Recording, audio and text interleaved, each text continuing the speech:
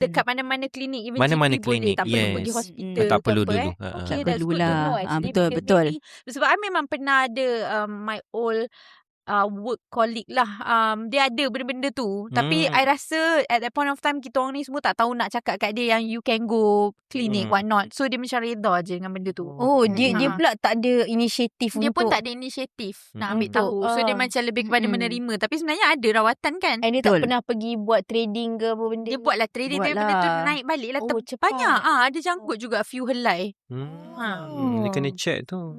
Okay. Interesting to know. Okay. So doktor, before kita nak pergi yang satu lagi kan? Ada satu lagi soalan. Macam mana lelaki, macam tadi kita kata kalau doktor dah explain tanda-tanda hormon testosteron rendah nak buat apa semua kan. Macam mana lelaki nak naikkan hormon testosteron ni secara naturally? Okay. So secara naturally tu maksudnya tak ada ambil apa-apa dekat luar. Betul. Kan? So secara natural dia kena ada muscle mass.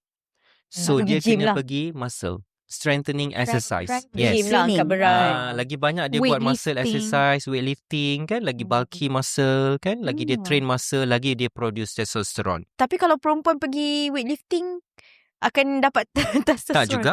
Okay. Tak juga sebab ratio testosteron kat perempuan memangnya rendah berbanding estrogen, progesteron kan. Tapi lelaki dah memang sememangnya tu dominant hormon dia.